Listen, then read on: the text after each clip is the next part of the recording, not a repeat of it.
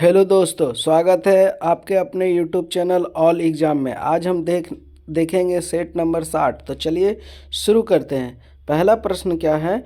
सालाबाई की संधि 17 मई 1782 ईस्वी को ग्वालियर के पास अंग्रेज़ों और मराठों के बीच हुआ था। पहला प्रश्न तो ये है, सालाबाई की संधि किसके बीच हुआ?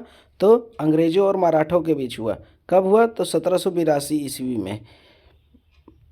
अगला प्रश्न, हैदर अली का जन्म 1721 ईस्वी में बूंदी कोट में हुआ था। हैदर अली का जन्म 1721 ईस्वी में बूंदी कोट में हुआ था। रॉबर्ट क्लाइव के समय मुगल सम्राट शाह आलम द्वितीय था।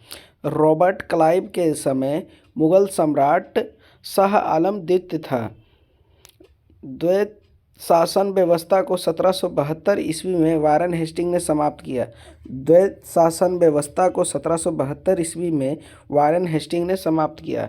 स्पेन ने 1580 ईस्वी में पुर्तगाल पर अपना अधिकार स्थापित कर लिया था।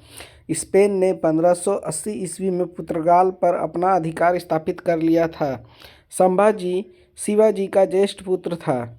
संभाजी जो है शिवाजी का ज्येष्ठ पुत्र था।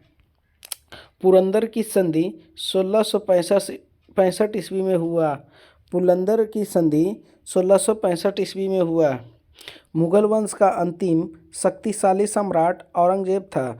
मुगल वंश का अंतिम शक्तिशाली सम्राट औरंगजेब था। कनिष्क की राजधानी पुरुषपुर और मथुरा थी। कनिष्क की राजधानी पुरुषपुर और मथुरा थी। शून्यवाद का विकास दार्शनिक नागार्जुन ने किया था।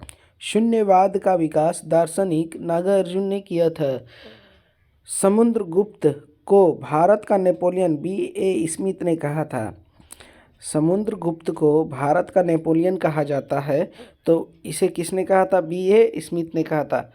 फाहियान भारत में 16 वर्षों तक रहा था। फाहियान भारत में 16 वर्षों तक रहा था। हिजरी संवत 622 ईस्वी में शुरू हुआ। हिजरी संवत 622 ईस्वी में शुरू हुआ। कुतुबुद्दीन ऐबक को लाख बख्श कहा जाता है। कुतुबुद्दीन ऐबक को लाख बख्श कहा जाता है क्योंकि यह लाखों का दान करता था। रजिया का शासनकाल 1236 से 1240 ईस्वी तक था। रजिया का शासनकाल 1236 ईस्वी से 1240 ईस्वी तक था। फ्री जोन शब्द का संबंध खो-खो से है। फ्री जोन शब्द का संबंध खो-खो से है। धन्यवाद दोस्तों।